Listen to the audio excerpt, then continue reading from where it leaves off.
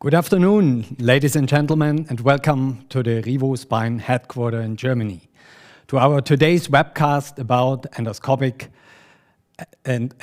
spine surgery. Under the headline Endoscopic Precision, we would like to invite you to our upcoming webinars covering endoscopic spine techniques. We would like to show you an overview about the current status of full endoscopic techniques and an interesting mix between lectures, applications, and our discussions together with you. For your questions, please use the YouTube function, the YouTube chat, and ask the questions during you see all the lectures, or please send us a message as education@rivospine.com. We will answer your question immediately or after the two lectures today with our experts today. The sessions, they will remain on the Rivo Spine YouTube channels for the next few days, so you can watch them again at any time. Ladies and gentlemen, we are very proud to welcome today the faculty from Munich. The topic today is standards and perspectives for visualization in spine surgery. And we are very happy and honored that we could get today Professor Michael Meyer and Professor Christoph Siepe from Munich for our program today. And Dr. Meyer will talk about the history, development, and future of microsurgical decompression and will show us an overview about the history of endoscopic techniques. And Dr. Siepe will talk about the techniques of full endoscopic surgeries, challenges, tips, and tricks. And I'm happy to send now my greetings to Munich, to Professor Michael Meyer. Hello, Dr. Meyer, can you hear us? Yes, I can hear you. Thank you very much, Herr Goethel, for the nice introduction. Dear colleagues and friends, good morning, good afternoon, good evening from wherever you are watching us. It's a great pleasure for me to have you with us here for this afternoon webinar on minimal invasive decompression techniques in the lumbar spine. It's also a great pleasure for me to be part of this two-man faculty. And I hope we can share some experience with you in the afternoon. And I'm really looking forward to an interesting discussion after our two lectures. Welcome. Thank you very much. Dr. Siepe, can you hear us as well? I can hear you. Thank you very much. Same for me. Thank you very much for the invitation. I'm very happy to do this with Michael Meyer, who has been my mentor for 20 years. And I have grown up with Michael from a spine point of view.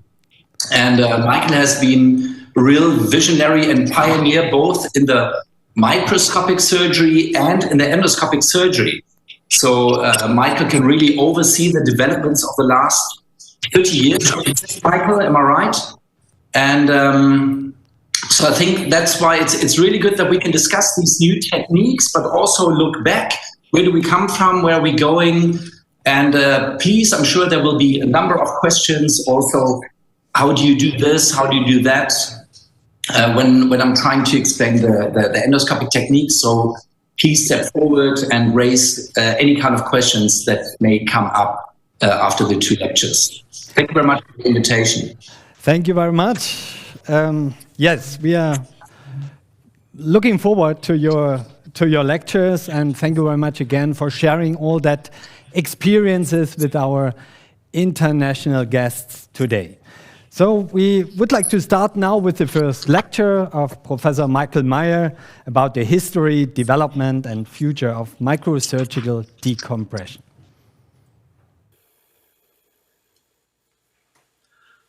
Good afternoon and hello, dear colleagues and friends, and welcome to this Rivo Spine live webcast. There's a lot of discussion going on in the last 20 or nearly 30 years about minimal invasive lumbar decompression techniques.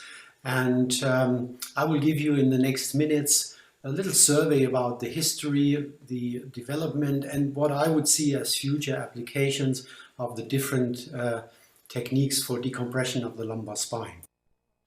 When I look back to my surgical career in 1983, when I started to practice spine surgery as a young resident, my first spine operation looked like you can see here in this image from Netta Atlas. To remove a lumbar herniated disc, it required a large exposure, and honestly speaking, the question at that time already was, is it necessary to have a large exposure just to treat such a small pathology? Now, the topographic challenge for any lumbar decompression techniques, be it spinal stenosis or be it a herniated lumbar disc, is that the small pathology is in the depths of the human body. So the way to reach this pathology is the problem, or has been the problem, because on the way to the pathology, you have to cross several layers of tissue. The technical goals, of course, is always the same. It's a decompression of the nerve, and this decompression of the nerve has to be safe and it has to be definite. Why is this? This is because we know that in lumbar disc surgery, for example, the short-term outcome is one of the strongest predictors of the long-term outcome. And what predicts the short-term outcome? And I think we are all clear about this. On the one hand, it's the efficient, what I would call target surgery, which I just mentioned, the decompression of the nerve. But on the other hand, also the postoperative morbidity. And the postoperative morbidity is determined by the collateral damage, which means the invasiveness which you reach the spinal canal. And of course, it should not end up with a scar tissue, as you can see on the left side, which goes around the nerve from the muscles into the epidural space, or in the middle with a arachnopathia following a decompression, or with a muscle denervation segmentally, which you see on the right side.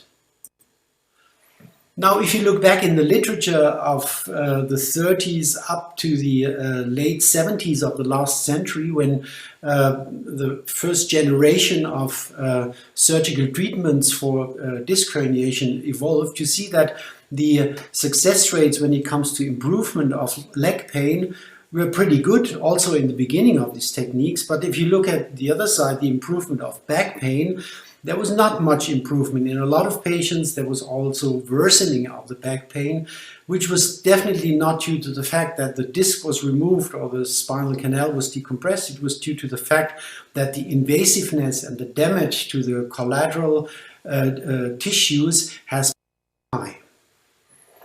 Now, this led to the development of microsurgical techniques, and in 1977, Yazagil was the first to publish a microsurgical technique for removal of herniated discs. In the same year, Kaspar, which you all know from his cervical approach, published his approach to microsurgical removal of lumbar discs, and he also promoted his speculum type of retractor, which gained wide acceptance and popularity after that. In the United States, it was Tex Williams, just 1 year later, who published also a microsurgical technique, which he called microlumbar discectomy. But it took nearly until the middle of the 80s until John McCulloch made this microsurgical technique more popular, and he has described all these techniques in his book, Essentials of Spinal Microsurgery. Now, for me as a young resident, what I have learned between the 1980s and the 1990s, the first lessons I've learned is that obviously microsurgery or less invasive surgery reduces collateral tissue damage, but it also teaches discipline in preoperative planning, access strategy. It teaches you to respect or to use anatomic pathways to reach the goal. And I also have learned that the surgical microscope is an excellent teaching tool. So if we look at microsurgical technology, it has been refined and standardized. The surgical microscope has have become better and have reached an excellent qualitative status. To reach the spinal canal, tube systems are widely popular, or mini speculum type of systems are popular to perform microsurgical decompression of the lumbar spine. Over the years, three surgical approach strategies have evolved. The most popular interlaminar approach, the also popular extraforaminal approach for far lateral disc herniations or foraminal stenosis, and also the translaminar approach, which is rarely used for wide cranially migrated disc fragments. In summary, what we can say today is that microsurgical discectomy is a technique, one technique which fits all different types of disc herniations, which fits for all clinical pathologies, and which has gained, of course, a high acceptance, especially among neurosurgeons who practice spine surgery. If we look back to the results, even the early Cochrane library results in 2003 report success rates of 75 to 90% with a recurrence rate of around 3% and less. So far, so good. But we all know that parallel to this microsurgical development, there was another world which has developed the endoscopic techniques, and I call it the parallel world because there was no really interaction between these two techniques. The first author who published what he called a percutaneous nucleotomy was Hijikata in Japan. At that time, this procedure wasn't performed with endoscopy. It was a posterolateral approach which he published, but he initiated what I call the first wave of endoscopic surgery development, which started in the 80s of the last century and then until the beginning of the new century. In 1987 to 1983, there were some drivers of this technique, which was mainly Parvis Cambin and Hans-Jörg Loy and Adam Schreiber from Zurich, who also were the first to use this technique with the help of a surgical endoscope. And at that time, the popular endoscopic access route was the same route which was used for discography, for example. It was actually a posterolateral approach to the spine. We also have started with this type of approach at my time in Berlin with my former chief, Mario Brock. And we also did a biportal triangular approach. Here you see some of the instruments we have developed and some endoscopic view of the spinal canal. And in 1987, we published this little booklet which described the status quo of these endoscopic and percutaneous techniques in the middle of the 80s. In 1993, this was my first publication, a randomized controlled trial which we had performed and compared endoscopic discectomy with microdiscectomy, and we could at least prove that endoscopic discectomy through a posterolateral approach was non-inferior to microdiscectomy, provided that you have the same indications.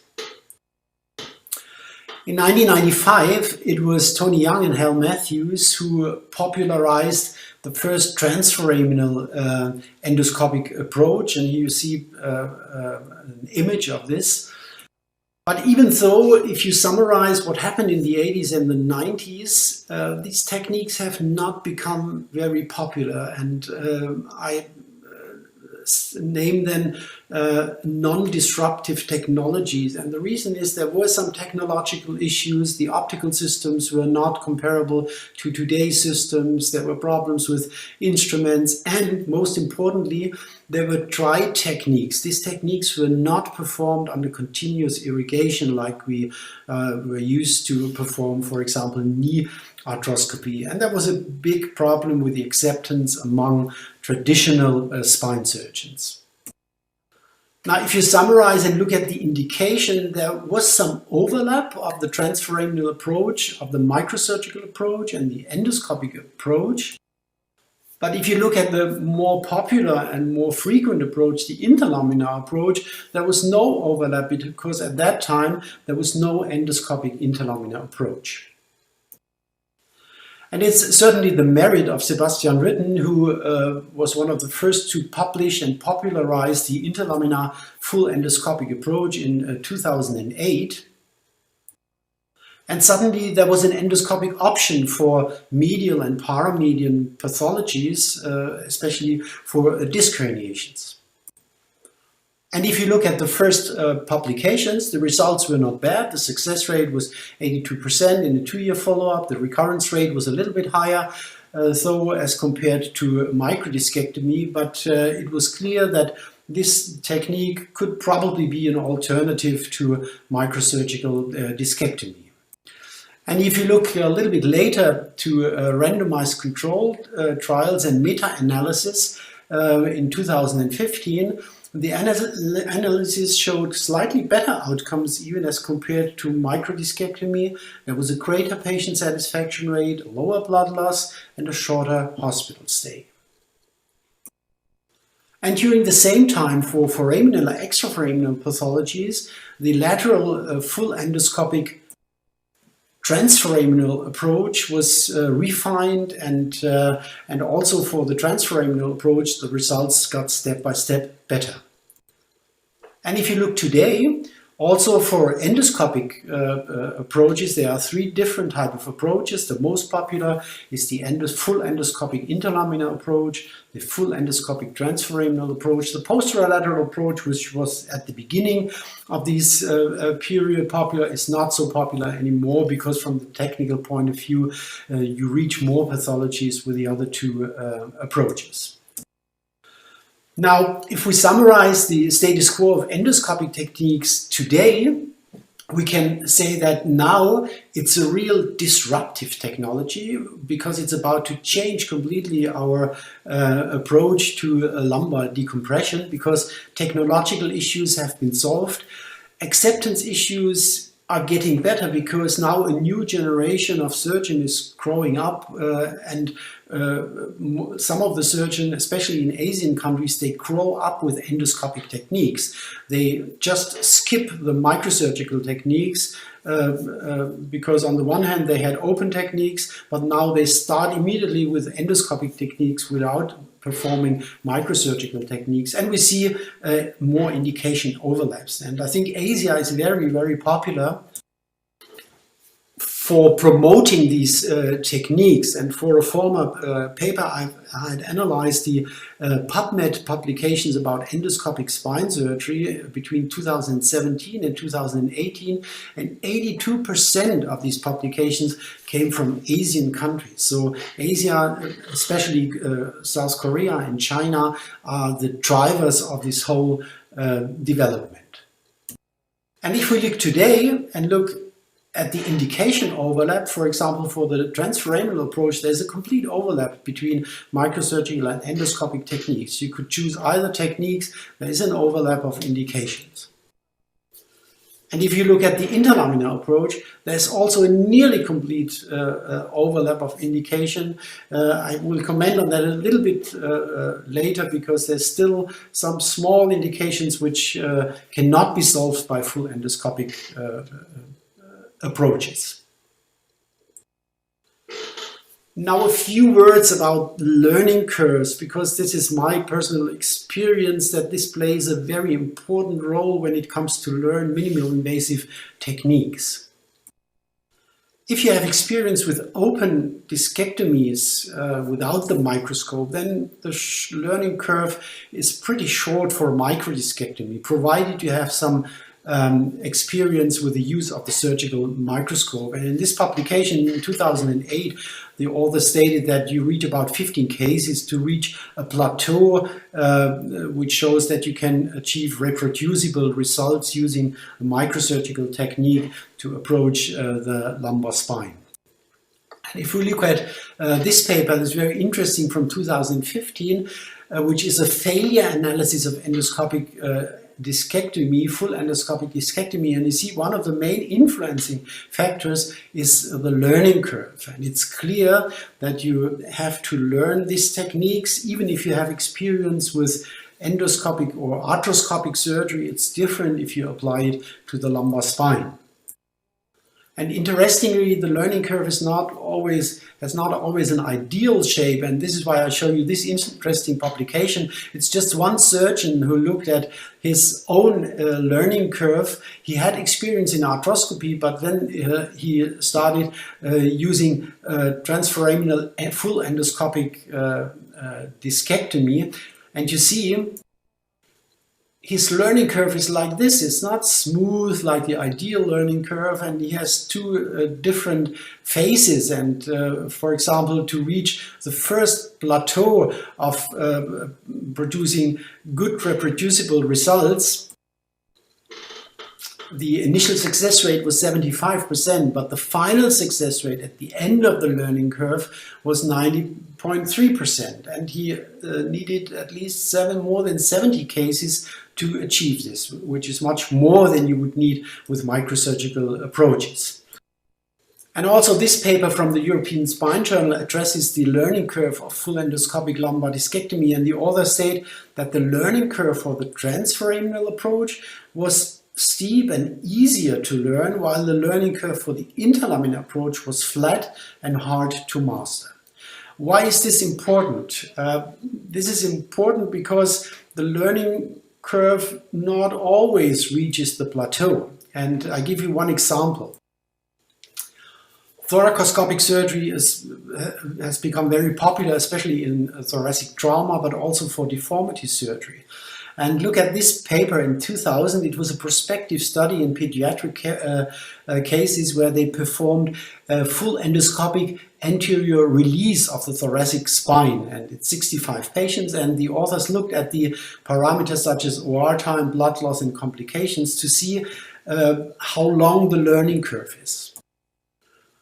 The interesting result was that there was no significant decrease in the operating room time, even during the learning curve, and also no significant differences in blood loss and complication rates. So the question is, why wasn't there a learning curve? Because usually you always have a learning curve in a surgical technique. And this is the big question, but I think it's easy to answer, because if you look at 76 cases, I think in a time of 2 years, treated by different surgeons, and I call this the case frequency trap. You know that to get routine with a surgical procedure, it requires at least 50 cases a year. So you have to do this procedure at least once a week.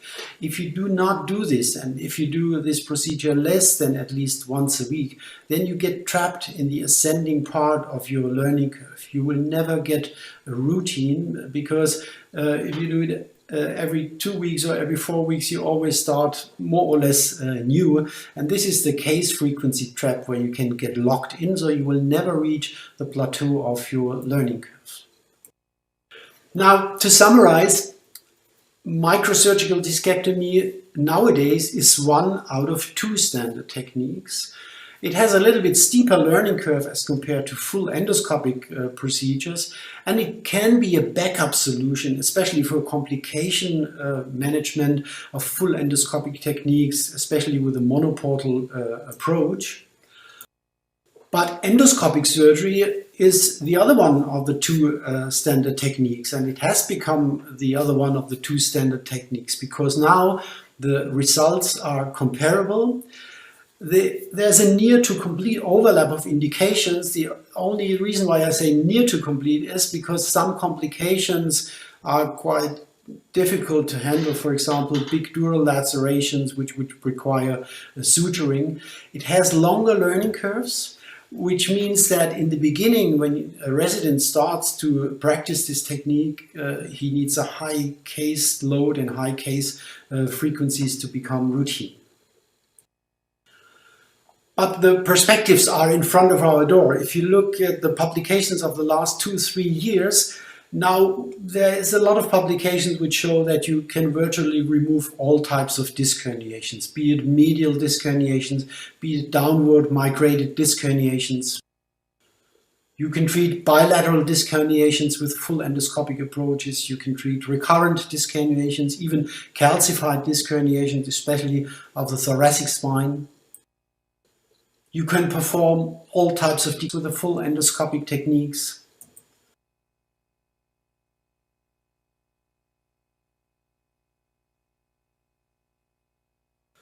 It even has been used to remove epidural hematomas. It's used to remove thoracic disc herniations and treat thoracic spinal stenosis. And you can also do palliative decompression of metastasis.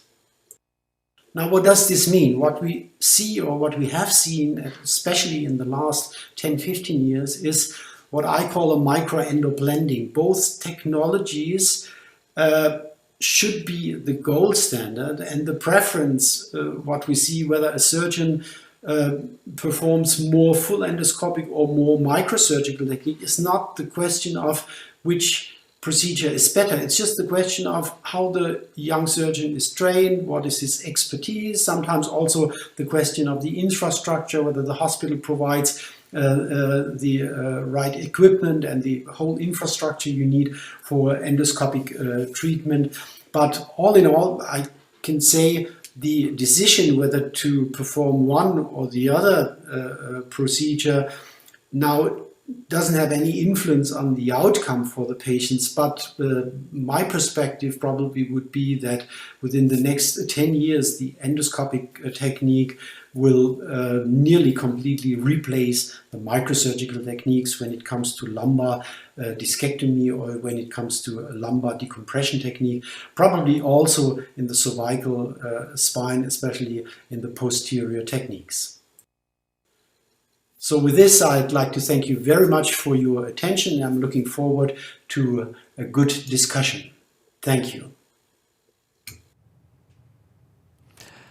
Thank you very much, Professor Michael Meyer, for the great overview in endoscopic, in both, in endoscopic and microscopic surgical techniques that you have overseen over a very long time and mainly led this development from your side as well. Dear ladies and gentlemen, welcome back again. And one kind reminder about your question. Whenever you have questions, please let us know. Please send your question to the chat in YouTube. Just type in your questions in the chat of YouTube, and additionally, please send us emails at education@rivospine.com. Our faculty will answer all the questions directly and will discuss with you together. We received one question from our friend Magdi Youssef. Thank you very much, Dr. Magdi, for joining the session today. Here's a question to Michael Meyer. You had been the best in microdiscectomy. Do you see clinical results of endoscopic discectomy now are better up to replacing the microscopic indications and results? Can you answer this, please, Michael Meyer? Hello to Egypt, my friend. It's a pleasure to have you here. Thank you for the question. You know, if you look at the literature and if you look at those who are beyond the learning curve in endoscopic discectomy, we can, I think, say that the clinical results for all different types of disc herniations, as well as for different types of lumbar spinal stenosis, are virtually the same, except for the fact that the perioperative morbidity of full endoscopic procedures is even lower as compared to microsurgical discectomy. And what I have observed in my last year in my former department is that Chris Siepe, who has now become a real expert in endoscopic surgery, has done more and more cases, and that the endoscopic procedure more and more cannibalizes the microsurgical technique. And I think this will be a question also of the surgeon's generation, but I think the young surgeon will learn this technique much earlier than the older surgeon. And in the end, I think a lot of these decompression techniques will shift to full endoscopic procedures. Thank you very much. Any comments from your side, Professor Siepe, to that? Because I mean, you have done a lot of microscopic techniques, and I will go into this in more depth in my presentation. Okay. So basically, my surgical upbringing, growing up with Michael, that obviously we do every procedure microscopically. So I have virtually over the last 20 years grown up using the microscope. So the learning curve that I went through was coming from the microscopic surgery, going to the endoscope. So this is kind of where I'm coming from. And I think with time, what you see is when you start to learn how to use the endoscopic technique, is that you will start with very easy cases, but then you will grow and become more comfortable, and then you will start to do more complex cases and synovial cysts. And so from time to time, I have observed that I'm doing more and more procedures with the endoscope. And nowadays, it's for me actually an exception to still use the microscope. So I would say I'm doing far over 90% of all of my cases nowadays with the endoscope. But it takes time to get there, and I will go into that in more depth in my talk. Thank you very much. So to all participants, please let us know if you have any more questions. Please use the chat function and type your question in there. So we are very much looking forward to the next lecture of Professor Christoph Siepe now, Technique of Full Endoscopic Surgeries, Challenges, Tips and Tricks. Hello everyone, thank you once again for joining this session on standards and perspectives for visualization in spine surgery. It will be my part to talk about the full endoscopic surgical technique, challenges, tips and tricks. We all know that there are a number of different techniques out there how we can decompress and fully decompress the neurostructures. As you can see here on the left side, you can do laminectomies, you can do bilateral hemilaminotomies, you might do laminectomies and add additional fusion. We can fully decompress the neurostructures, but unfortunately these procedures are associated with a variety of negative side effects. You might destabilize the spine. There is a very high morbidity associated with these types of surgeries, increased infection, wound healing problems, a disturbed post-operative mobilization of the patients. So really a number of reasons why we have tried to reduce the invasiveness of our surgeries over the last years and decades. And this is why, for many, many good reasons, the microscope and all the microscopic techniques have been established as a gold standard. And I think we should conclude that this is nowadays the gold standard for the decompression of neurostructures. You can make much smaller skin incisions. Patients are post-operatively mobilized faster. We can reduce the blood loss during the surgeries. So this is really nowadays the gold standard. And nevertheless, and despite of the fact that we have a very good tool with the microscope, we are still looking for future developments, how can we still further reduce the invasiveness of our techniques and what are other innovative techniques out there. And if we look at it at a larger scale within the evolution of surgical techniques, you can see with all the improvements that we have made from open surgeries, going to microsurgery, with a significant reduction of the invasiveness of our procedures, the logical next step is going endoscopic.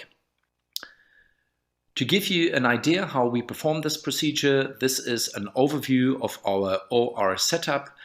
The images from inside the spinal canal with very good optics are projected onto large 4K screens, and everybody in the operating room can see at which particular part of the surgery you are. And this is how we do the surgery, usually small 6 to 7 millimeter skin incisions. You directly advance the endoscope to the spine and start the surgery immediately. You get very good images from inside the spinal canal. And then last but not least, you can end the surgery with just a single stitch suture, very minimally invasive. To start with, I believe it's very important that we know what in fact we are talking about, and we have published a consensus paper last year in the Global Spine Journal, the AO Spine Journal, and it's important to note that we are not talking about any microendoscopic procedures. We are also not talking about any tubular systems. This, from my point of view, has nothing to do with endoscopic surgeries. And we're also not talking about anything that is endoscopically assisted. So what I will be talking about here today in my presentation is the full endoscopic technique. This is taken from a publication that was published by Michael last year, a list of indications for full endoscopic surgery. And if you closely look at the list, then you will quickly find out that basically any kind of procedure that you can do microscopically, you can also do in a full endoscopic fashion. You can do decompressions of the spinal canal. You can use the scope for foraminal stenosis. You can use it for disc herniation, soft disc pathologies, synovial facet joints. You can use it for revision cases, recurrent disc herniations, for example, or removal of epidural hematomas. So there's really a long, long list. There is no limit to this technique. The only limit really is the surgeon and what you feel comfortable with and what you think you want to address in an endoscopic technique.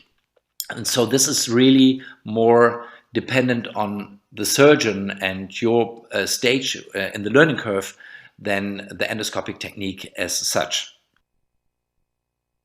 At the end of the day, and depending on the pathology, we have a variety of different approach techniques that you can choose from. There is a transforaminal approach, there is the extraforaminal posterolateral approach, or there is the interlaminar approach.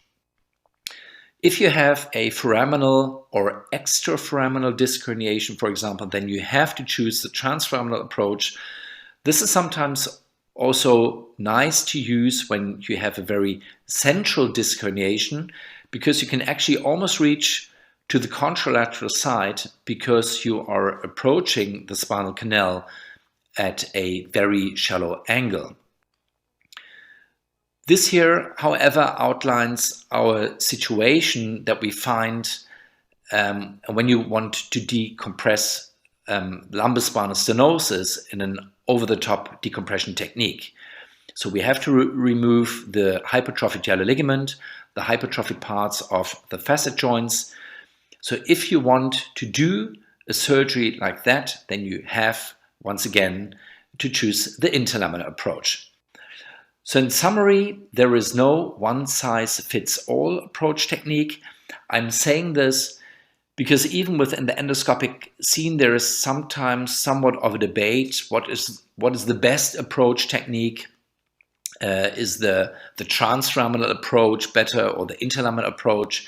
There's really no such thing, because the approach has to be modified in accordance with the underlying pathology, same as with the microscopic techniques also. We have a lot of surgical instruments that we can choose from.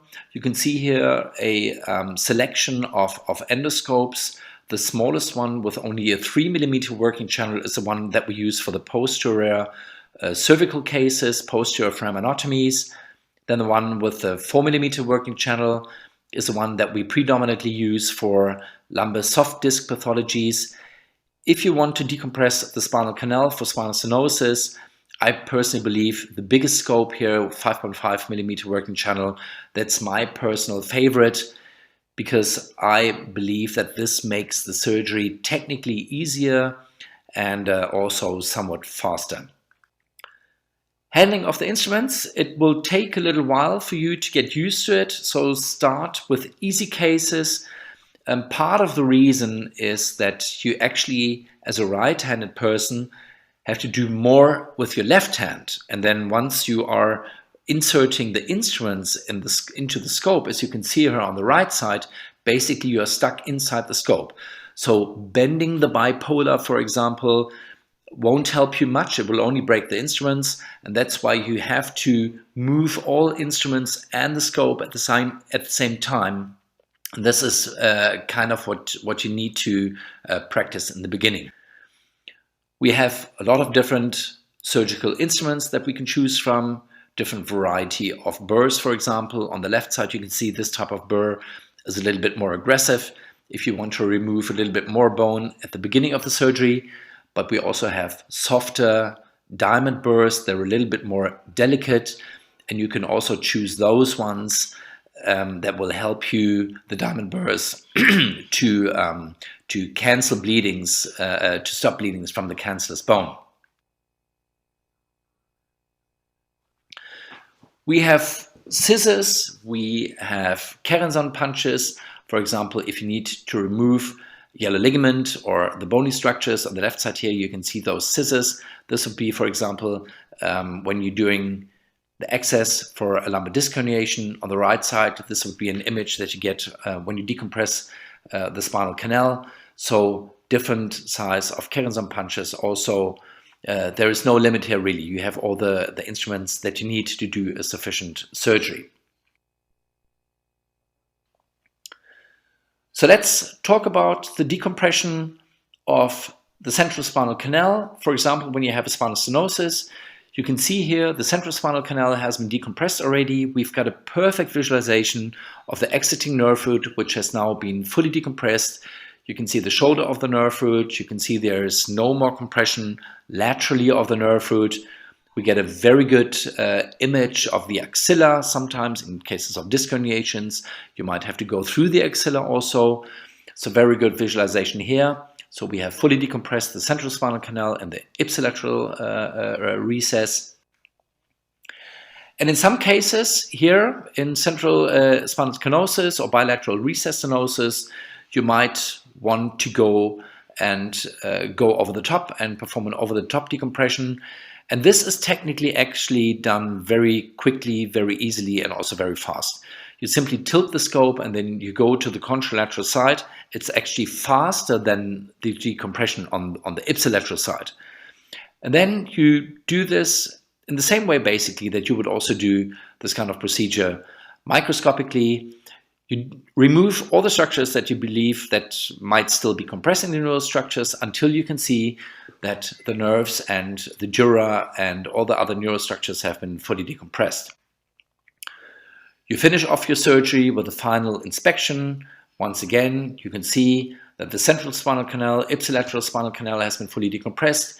You check in the contralateral recess, and then at the end of the day, you can finish your surgery with just a single stitch suture, such in this case. The full endoscopic posterior foraminotomy. I think it was about 13, 14, 15 years ago. I saw this procedure elsewhere performed fully endoscopically, and I can say that this completely motivated me to learn this technique because it was pretty much one of the most elegant surgeries that I had seen at the time. When you can do this kind of cervical procedure with a small skin incision of just 6 millimeters. And I'm showing you a case here, which I did in a patient over 100 kilograms. So, you know, sometimes this can be very nasty or more challenging if you do this with a microscope. This was a case of a lady with a far lateral disc herniation at the level C6-7. She had a motory weakness already, a motory deficit with 2 to 3 out of 5 triceps weakness. And you can see now here the intraoperative images, the intraoperative image. You can see how you can nicely and easily remove those disc fragments from underneath the nerve root.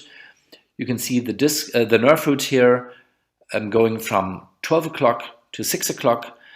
And you do this procedure until you can see that you have removed all structures. You can see the pulsations, you can move the nerve root so that you know there is no more compression. And I believe this good visualization really is what makes the procedure very safe, because you can see the nerves, and also technically very sound, because you can see here that you have fully decompressed the neural structures. So from my point of view, this is really as minimally invasive as it can possibly get. It's really the least invasive procedure to do a procedure such as this one, through 6 to 7 millimeter skin incision, single stitch suture at the end. And from my point of view, and one of the big advantages over the microscopic technique, where sometimes you can face substantial intraoperative bleedings, this is a topic that I have not encountered when you do this procedure endoscopically. It could be due to the water pressure that you use during this procedure. Otherwise, I don't have a very good explanation, but this is really one of the intraoperative issues that you can avoid when you go full endoscopic. From my point of view, a large list of advantages of the full endoscopic technique in comparison to all other techniques that are out there. And one of them is that I'm very happy to have to offer something to patients that are very obese. It's independent, this technique is independent. If you do the procedure in a 50 kilo patient or a 150 kilo patient, you simply advance the scope a little bit further, but at the end of the day, you're doing the same kind of surgery. And it really doesn't bother me if the patient is obese or highly athletic and extremely strong, where usually with any other technique you have to make wider skin incisions, you have more bleeding. It does make a difference when you go full endoscopic. And like I said, I'm very, very happy that now we have something better to offer to these patients. And then you can also easily do multi-level cases. This is a case for a 2-level over-the-top decompression, L3 to L5, in a patient that was 140 kilograms, so with a BMI of 48. Really minimally invasive, and it's particularly nice if you can reduce the risk of infection or wound healing problems in this cohort of patients. And this, if we are all being honest, the risk of infection or wound healing problems, if we're being perfectly honest, if you're going microscopically and the surgeon is very enthusiastic, you're trying to make your incision smaller and smaller, then sometimes we find ourselves putting too much pressure on the retractor systems, and that obviously predisposes the surrounding skin to developing wound healing problems at later stages. And this is what we can fully eliminate with full endoscopic technique. There is never any pressure on the skin. You have a lot of irrigation with sterile saline solution. So there's not much exposure of the wound. And this is what I believe why the risk of infection or wound healing problems is as close to 0% as you can possibly get. There's never 0%, but from my point of view, I can say that you can really almost virtually eliminate the risk of infection or wound healing problems, which is very nice and very elegant, especially taking into consideration how nasty these kind of complications can become. There is a learning curve, there is no doubt about that. Perhaps we can talk about this a little bit later. The transforaminal approach is a little bit easier to learn from a manual skills point of view. It's easier to learn in comparison to the interlaminar approach. On the other hand, you have to remember that the interlaminar approach, basically the anatomy is the anatomy that we have grown up with. So from an anatomic orientation point of view, I find the interlaminar approach easier to master in the beginning, but manually it's a little bit more challenging when you start to learn working endoscopically. What you do have to remember, especially in the beginning, you will need a sufficient number of cases before you feel comfortable. And that's why I would recommend that you keep the number of surgeons and also of the nursing staff very low. Keep your team small, and this will help you in the beginning to master your learning technique. And I think you also have to bear in mind that this is a mid to long-term investment. Your goal should not be to now all of a sudden do all procedures in 50 to 20 minutes. The procedures can become very fast later on when you make progress with the handling, with more experience. But your goal when you start with this technique should be to do your procedures safe and sound and to avoid complications at all costs. So from my point of view, my recommendation with respect to the learning curve, start with very easy cases with discectomies at the level L5S1 for the interlaminar approach. I'm always here in this slide referring to the interlaminar approach. You can then go to easy cases of discectomies at the level L4-5. You can then start doing the first recess decompressions, then later on over the top decompressions. And when you feel very, very comfortable with the handling of the instruments, with using the burr, then you can go to the posterior cervical spine, and you can keep that for yourself as, let's say, somewhat of a reward. So from my point of view, a long list of a lot of advantages of the endoscopic technique in comparison to any other of the techniques out there. The clinical studies have shown, I didn't go into detail here, the clinical studies have shown superior, at least non-inferior results in clinical studies and in meta-analysis and in prospective randomized controlled trials, and have shown that there are equal or even less complication rates in comparison to microscopic techniques. From my point of view, it's the most minimally invasive technique. You can do all of your procedures with through 7mm skin incisions and just a single stitch at the wound closure at the end of the surgery.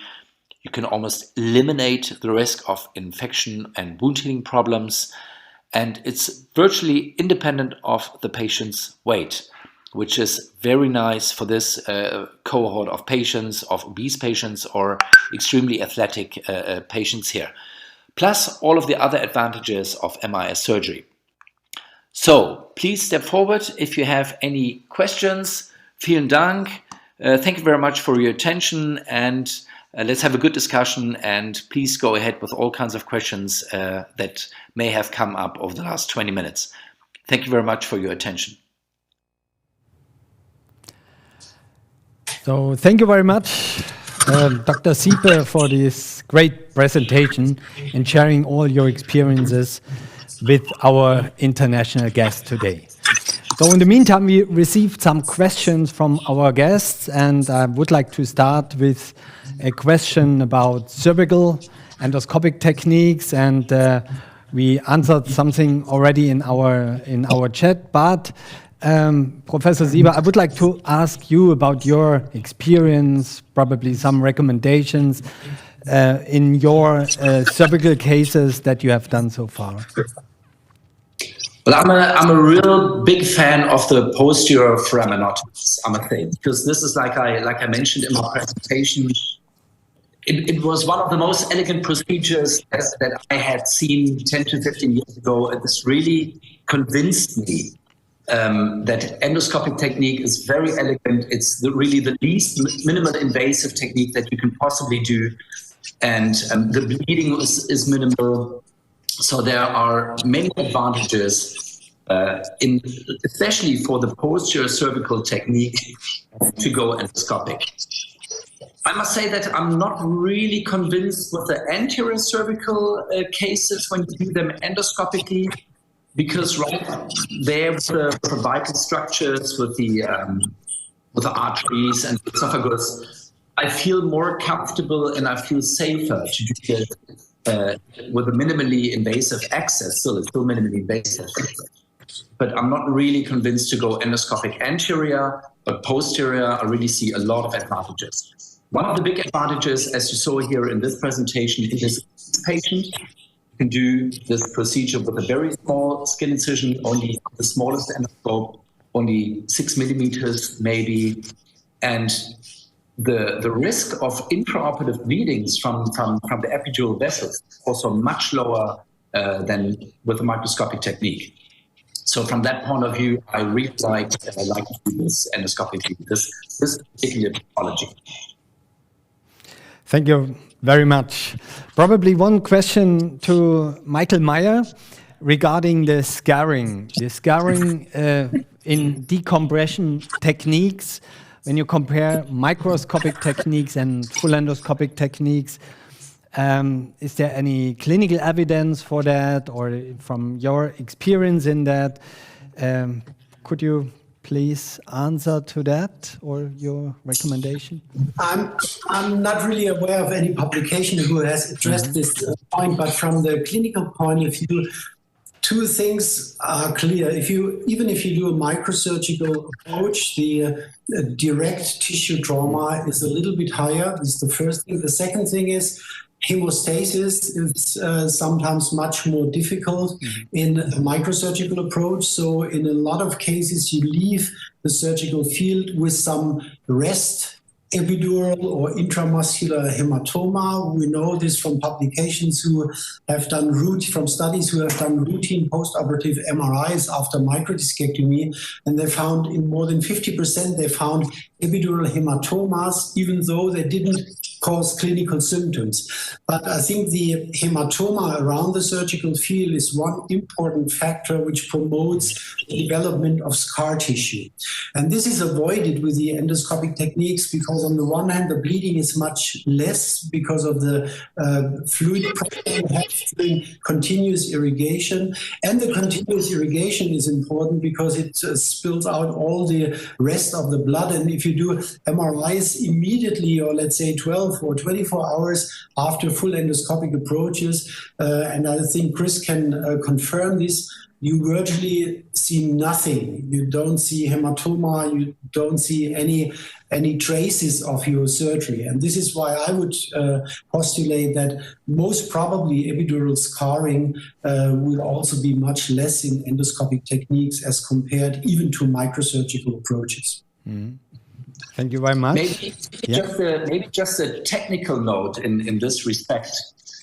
When you go back and do a revision case endoscopically, and you do that with an interlaminar approach, the strategy is somewhat similar to when you do this microscopically. So you stay very, very close to the bony structures until you get down to the disc space, for example, when you do a revision disc surgery. If there has been a previous microscopic discectomy and you have a revision case, then in these cases, the transforaminal technique is also very attractive because there's no scar tissue whatsoever. So these are kind of like some strategic notes on how to proceed in revision cases. But just like I pointed out too in my talk, revision cases are very accessible also when you do them endoscopically. I wouldn't recommend that you start obviously with revision cases, but later on with a little bit more experience, this is in fact very accessible.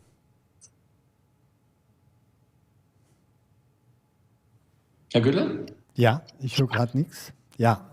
Thank you very much. I had some technical issues here. Sorry for that. We have another question about your oldest operated patient. Is there a limitation probably, or is it also good for elderly patients?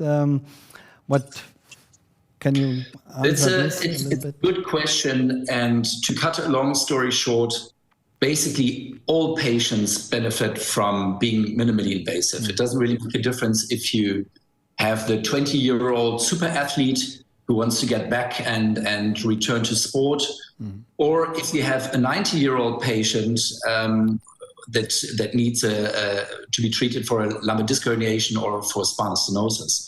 So really in all kinds of patients group, we can see the benefits from staying minimally invasive. The patients are mobilized faster. So if you are referring to the elderly patient, 80 years, 70 years, 80, 90 years old, minimal blood loss, very early mobilization, very minimal wound pain. So the advantages are multifold for the young patient and for the old patient. Yeah. Another question from Dr. Abdul Rahman from Dubai, I guess. Greetings to Dubai. How manage the dural tear and CFS leakage if happen? Yeah. That's a very good question. If you have a dural tear which is extremely small, so basically just like a millimeter puncture, then these are the kind of dural tears that you can actually leave, and you don't have to specifically treat them.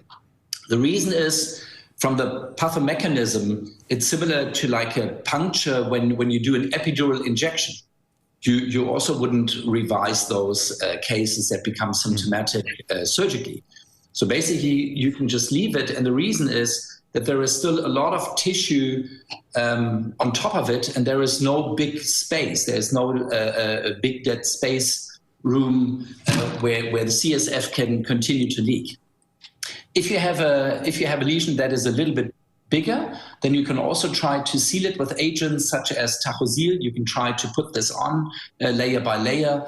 You can also suture. There is specific equipment that you can also get from RivoSpine, and where you have a holder for the needle and for the suture, and then you can actually stitch dural tears.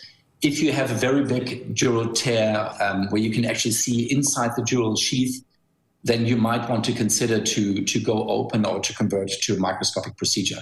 But there is all these varieties that you may want to choose from. Did you ever try nerve monitoring probably for your first procedures? Is it recommended, or do you recommend it? Well, if it makes you feel more comfortable, then you can obviously do that. I don't think that it will be widely accepted, because if you look then at all of this technology that you need to do for a simple discectomy, I think it's getting a little bit much. It's getting very time consuming, and it's also getting very costly. And at the end of the day, if you do an interlaminar approach, you have a full visualization of the neural structures. So you know, and you can see that you're not harming the nerves or the dural sheath. So from that point of view, I don't really think that it's necessary. Professor Meyer, was it a topic during the development of microscopic techniques as well? Or, I mean, using nerve monitoring during that, just to make it more safe if you do the approach or something like that? Or Micro? Yeah. We cannot hear you. Probably you are muted. Yeah, it's muted. Michael? Now can you hear me? Yeah, okay. now, yeah, you are back. I don't think this has been a problem during the development of microsurgical approaches, because the microsurgical approaches were nothing else than a miniaturization of the conventional open approaches. So during each step of microsurgery, you see what you are doing. And I don't think in endoscopic procedures, the only reason in the learning curve might be if you do an extraforaminal approach, for example, where you approach the dorsal root ganglion and you are not yet sure, am I there or am I not there? But for the interlaminar approach, it doesn't play any role. And I think if you step by step increase your experience, you probably will also not need it if you learn a transforaminal lateral endoscopic approach. Yeah, okay. Thank you. We have another question from Croatia, from Roberto Bosavec. Dr. Siepe, what is your experience in thoracic spine? Sorry, I haven't watched the whole presentation if you already mentioned it, but I don't think that you mentioned that during your presentation. Endoscopic thoracic applications. Hello, Roberto. Good to hear from you, and thank you very much for joining and for raising this question. You can also do thoracic approaches with a full endoscopic technique. I must say that we do very little of those, and in fact, the vast majority of thoracic pathologies, we address those with a thoracoscopic system. So where you have but that is a completely different system. The number of pathologies for full endoscopic is much lower, though, and we have to see from case to case. But you can do thoracic disc herniations also. Yeah. In a full endoscopic technique. The majority of those we would do with a thoracoscopic system.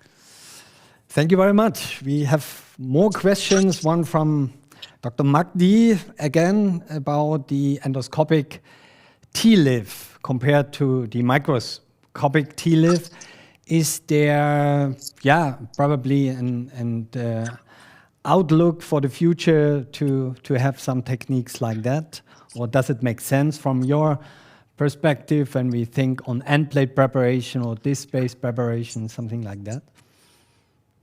Michael, you want to? It's mute.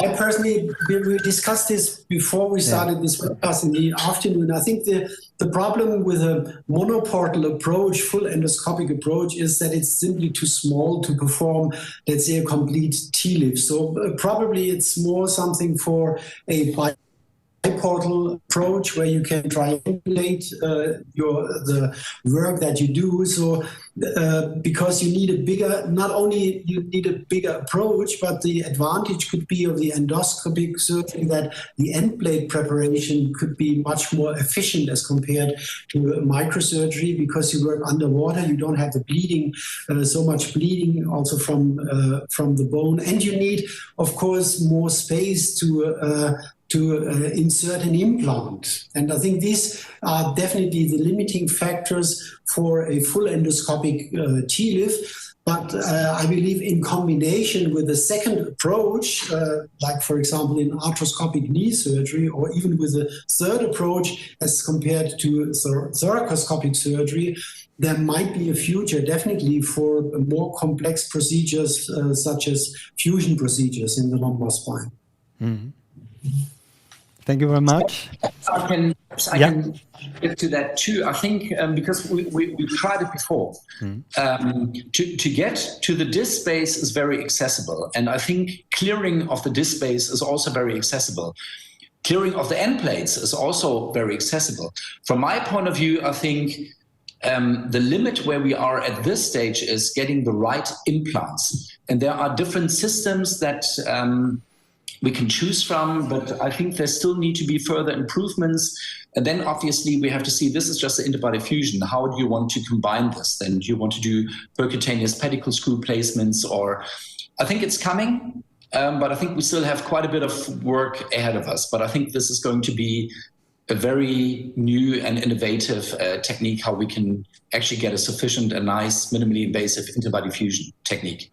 Yeah, and probably I can add, of course, we will need some more specific instruments for doing that in order to do all that disc space preparation as efficient as you can do with the current techniques when you do that. Yeah, I mean that's always the problem. If you transfer that to endoscopic techniques, you need some very specific instrument settings for doing that. So now we have another question about the fluid irrigation. I mean, on the one hand, how about the coda equina compression due to the water? And on the other hand, one question for a standard discectomy case, how much water do you need? So first of all, this is a very good question, and it always comes up. You can't really stop the flow of the irrigation system outside. If that was the case, then you could increase the spinal pressure to a point where you could actually have neurologic complications. But for a number of technical reasons, and probably Mr. Gürtel is the right person to speak to, this is not possible, and that's good that way. And that is because the outside diameter is round, and the inside diameter of the scope is ovally shaped. And so there is always a space in between where the irrigation will flow out, so you can't unlimitedly raise the intraspinal pressure, and that's good. You can increase the pressure in the spinal canal a little bit if you want to stop bleedings, but only to a certain point. So you don't have to be afraid of potential neurological complications. Mm-hmm. So that's a very good point. The other question, Mr. Gürtel? The amount of water for a standard discectomy that you need. It depends, for example, which scope you're using. If you saw the image of the scopes in my presentation, you can see, for example, the 4mm lumbar scope only has one irrigation channel. The endoscopic decompression scope has 2 irrigation channels. So there is a lot of fluid that goes through the spinal canal in and out, which is good because it takes out all the debris, all the yellow ligament that you took out, or everything that you, all the debris from the burr. So all of this will be washed out. So you need a lot of irrigation for spinal stenosis decompression. And it can be somewhere between 10 to 20 liters, actually, on such a small space. Okay. It also has other advantages. It's like it has like a lavage effect. So even if you have inflammatory substances inside the spinal canal, those will be washed out. It's a similar effect to arthroscopy. And I think this is something that relieves postoperative radiculopathy from the patients. It's a lavage effect. And I also think this is part of the reason why we can, I would say, almost eliminate the risk of infection or wound healing problems. It's because you have so much irrigation. So even if there is one bacterium that manages to get inside, it's actually being washed out in the other direction. So to answer your question, for spinal stenosis decompression could be somewhere between 10 to 20 liters. Okay. Okay, thank you very much. Yeah, greetings from Egypt, again from Dr. Magdi. He has a question about the post-operative protocol, returning to work. Any requests for that? It depends on the pathology. I mean, usually the patients are mobilized immediately after the surgery, independent of the surgery that we're doing. So let's say 3 to 4 hours after the surgery, the patients are fully mobilized. In Germany, the patients can leave the clinic and go home 48 hours after the surgery. And the only reason for that is our DRG system. So if the patient goes home too early in Germany, then we will be deducted a substantial amount of the reimbursement. And that's why the patient has to stay for 48 hours. In other countries, just like the United States, this is basically done on an outpatient basis. Yeah. So this is part of the, and otherwise, let's say if you do a decompression technique, I would recommend that simply because of tissue irritation, patients maybe take it slow for 7 to 10 days. And after that, they can do anything that they like, sporting activities included. Thank you very much. We have another question from Roberto. Ask Michael Meyer to again explain or to tell us the story about his first endoscopic case performed with smuggled equipment. He mentioned that in one of his interviews 10 years ago. Please. Okay, Roberto, I will make a long story short. Actually, the first time I got in touch with the term percutaneous discectomy was that Paris Cambin. You all know the Cambin triangle. He was at a hospital in Philadelphia, and he organized the first course on percutaneous discectomy. And I was in Berlin. I said, I have to go there. And then I flew there, saw what he was doing. And there was a company who had a small set of instruments for percutaneous discectomy, just some tubes and some rongeurs. And so I said, okay, if I leave now back to Germany, I have nothing, and it will probably take a long time until instruments will be available. So I decided to buy this set of instruments. I overdrew my account. Yeah, so I bought these instruments, and then I had to hide them because the customs they control my luggage. I was hiding them in my socks and put these tubes to Germany. And this enabled me to do the first percutaneous discectomy. I think it was in March 1987, which was a couple of weeks later. But I'm really happy that I did this, because then it was the beginning of the development, and we developed, of course, instruments then with another company in Germany and promoted this. But this was a funny story. Thank you very much. Yeah. Nice. We got a question about the learning curve. Do you keep the microscope? I mean, for the first cases, when you do it or when you did it endoscopically, do you keep the microscope as a standby in order to convert or anything else when anything else happens? This is a good question, and I would definitely recommend that you keep the microscope on standby, because especially in the beginning, let's say the first 20, maybe 40, 50 cases, if you have the feeling that maybe you get lost or you lose the orientation, then I think it's patient safety comes first. It's most important that you don't have any complications. Try to get good results and no complications, because otherwise, if you burn your fingers in the first 20 cases, then maybe that would be very unfortunate if you stop learning the technique. Yeah. So if you do get lost, take your time, convert to the microscope, finish the surgery safely, and then you try it again next time, and hopefully you'll be more successful. But definitely patient safety comes first. Yeah, thank you very much. Another question about the anesthesiology. What do you recommend? I know that you are doing that, the main in general anesthesia. Yeah. Let's say if I was a patient myself, I would recommend sleep for the short time that the surgery takes.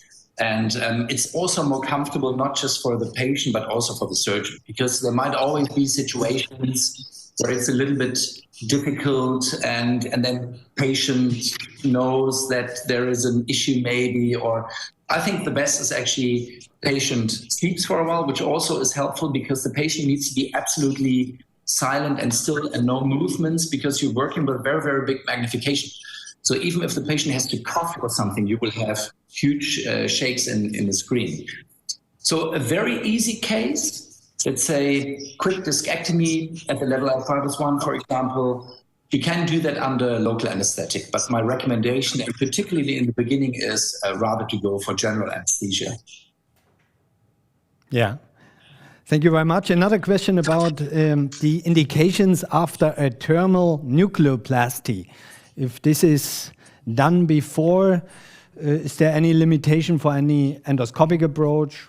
I think no. Why? Yeah, especially if you do it interlaminar, right? Or would you? You mean a nucleotomy? No, yes, nucleotomy, thermal nucleotomy or nucleoplasty. If you do this radiofrequency nucleoplasty, but of course afterwards you would recommend to do that endoscopically afterwards, if you have a case afterwards. Michael, do you want to answer the question? I don't know if I got the question right. So I don't think there's a difference if you have a thermal nucleoplasty, and if it's done the right way, then the nucleoplasty is done inside the disc space. So if there's no scarring around the disc space due to this procedure, I would not see any difference in the indication. Yeah, okay. And probably it's a different indication when you have a revision case and you have a disc herniation that the patient got afterwards or something like that. Okay, so we answered a lot of questions, and I think we got it all now. If we could not answer all, and I forgot something, please let us know. Please send us a message at education@rivospine.com. This is the point I would like to say thank you very much to our faculty, to Michael Meyer today for this great presentation, and Christoph Siepe for this nice overview. Thank you very much for sharing all your experience and discussing all topics together with our international guests. We had a lot of guests today, and thank you very much to all of our guests. Probably a kind reminder to our next session on the 27th of February, together with Rod Vargas and Marco Moscatelli from Brazil. Thank you very much for all of you. Please let us know if you had requests for trainings and so on. Please get in touch with us. Just go to our website. You get there all informations, the contact formula, everything. And we have a huge training program for everyone who wants to learn basic techniques or advanced techniques in these full endoscopic techniques. So again, thank you very much. Keep safe and hope to see you soon again. Thank you very much to Munich. Thank you. Bye-bye. Tschüss. Bye-bye.